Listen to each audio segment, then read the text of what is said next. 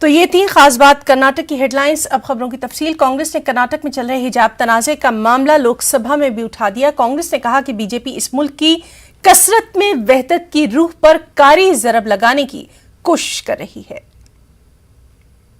Colleges in Karnataka are banning girl students with hijabs from entering classrooms and colleges. Now these girls with hijab are sitting outside of the colleges and demanding their fundamental rights. Speaker sir, hijab is a part of the culture and religious identity of Muslim women. It is like Mangal Sutra for Hindus, crucifix for Christians, turbans for Sikhs. Sir, in our country there are some people who terrorist everything they want.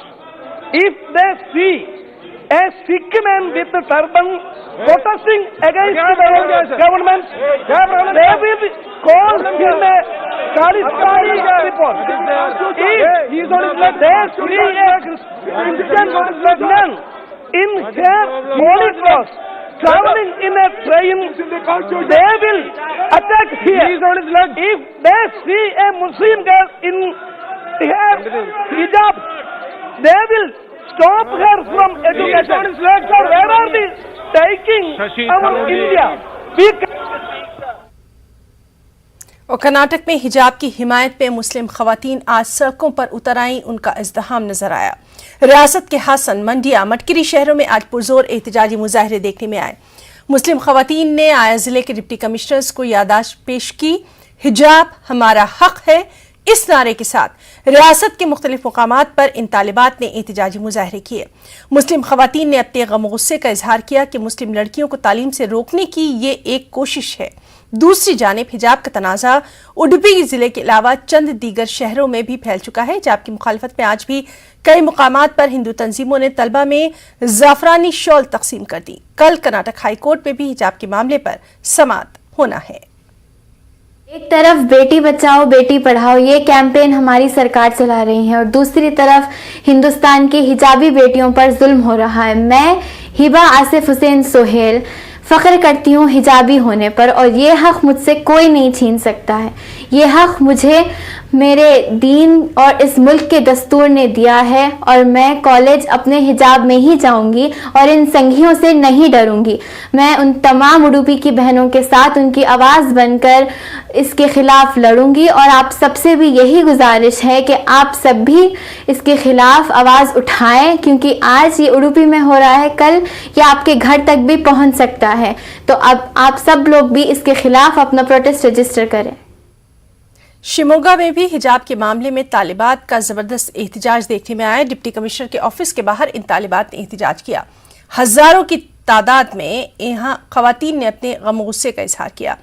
इनका कहना था कि हिजाब दरअसल सिर्फ एक बहाना है, लेकिन असल में अक़लियतों को इस तरह से निशाना बनाया जा रहा है।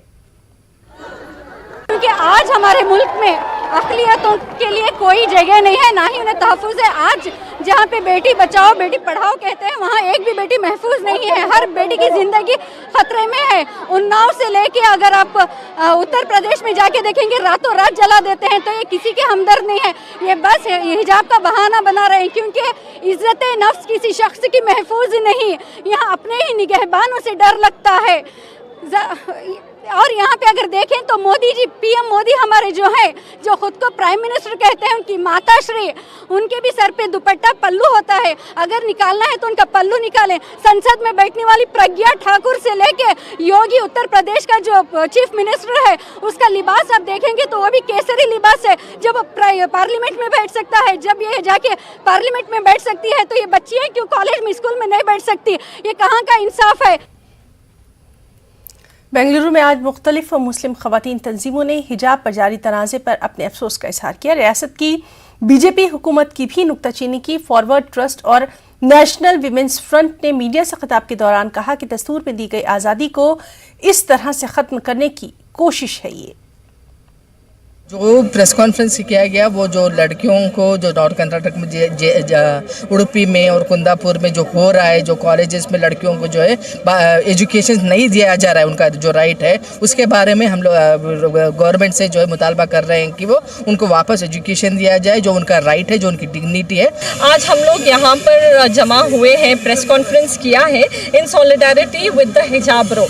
जो मुसलमान ख़वातीन तालिबा जो है उडुपी में हम लोग जिसकी शुरुआत हुई थी, जहाँ पर तालिबाओं को हिजाब पहनकर क्लासेस कमेंस करने से रोका गया था और वो कहीं ना कहीं अपना रुख कुंदापुर में और लगातार 6 कॉलेजेस में उसका रुख, ये जहर की बीज जो है बोई गई है और मुसलमान तालिबाओं को जो है इस चीज़ से रोका जा रहा है। हमारी डिमांड महज साफ है कि ये एक फंडामेंटल राइट है, ये हमारा फ्रीडम है, ये हमारी आज़ादी है जो हमारा संविधान हमें देता है और हमें कोई स्पेशल राइट्स आपसे चाहिए नहीं। हम हमारा सिर्फ फंडामेंटल राइट आपसे पूछ रहे हैं जो बखूबी मेरा संविधान मुझे देता है, इसके अलावा हमें और कुछ नहीं चाहिए। हमें मालूम है कि कल इसका जुडिशरी में वर्डिक्ट आने वाले हैं, तो हमें उस पर भरोसा है कि वो हमारे और बीएसपी रुकने पार्लिमान कुंवर दानिश अली ने कर्नाटक हिजाब मामले में न्यूज़ 18 से खास बातचीत की और कहा कि उन्होंने 3 फरवरी को ही पार्लियामेंट में इस हवाले से बात उठाई थी, लेकिन हुकूमत की नीयत में ही खोट है। मरकजी हुकूमत को इस मामले में मुदाखलत करनी चाहिए। उन्होंने क्या कुछ कहा है, आइए आपको दिखाते हैं। कर्नाटक में हिजाब का मुद्दा तेज़ी से गर्म हो रहा है और इस मसले पर पार्लियामेंट में भी लगातार आवाज़ उठ रही है। हमारे साथ हैं member of parliament Kunwar Danish Ali साहब। आपने ट्वीट भी किया और पहले इस पर आवाज़ भी उठाई थी। जो स्थिति है उसको लेकर के क्या लग रहा है आपको कि ये मसला क्यों आगे बढ़ता जा रहा है, हल नहीं हो रहा है? मैंने 3 फरवरी को ही पार्लियामेंट के अंदर under matters of urgent importance hour में मैंने ये इशू उठाया था। देखिए, ये देश मिली जुली संस्कृति का देश है। यहाँ पर संविधान में, कॉन्स्टिट्यूशन में सबको अख्तियारात दिया गया है, वो क्या पहनेगा, क्या खाएगा, कैसे अपनी ज़िंदगी जिएगा, ये काम सरकार का प्रोटेक्शन देने का। और ये सरकार बात तो करती है सबका साथ, सबका विकास, सबका विश्वास, बेटी बचाओ बेटी पढ़ाओ, महिलाओं के अधिकार, 3 तलाक का बिल ला करके महिलाओं के अधिकार थोड़ी मिलेंगे। अरे असली महिलाओं के जो फ्यूचर जनरेशन है उसके अधिकार तब मिलेंगे जब लड़कियां स्कूल में जाएं, और वहाँ लड़कियों को स्कूल में जाने से सिर्फ इसलिए रोका जा रहा है कि वो सर ढक के आ रही हैं। आज यह जो सवाल उठाया जा रहा है कि ड्रेस कोड होना चाहिए, दूसरे लोग भी अपने मजहबी चीज़ें पहन कर आ रहे हैं, तो इससे और जो है हालात बिगड़ रहे हैं। देखिए, ये कोई ड्रेस कोड नहीं है। सर ढकना जो है हमारे हिंदुस्तान के समाज में सिर्फ मुसलमानों में ही नहीं है। आप चले जाइए गांव में, आज भी महिलाएं जो हैं, औरतें जो हैं, हिंदू औरतें जो हैं, वो घूंघट करती हैं। ये क्या बिना बात की कंट्रोवर्सी? सरकार को चाहिए कि कोई बीजेपी वाले कुछ ना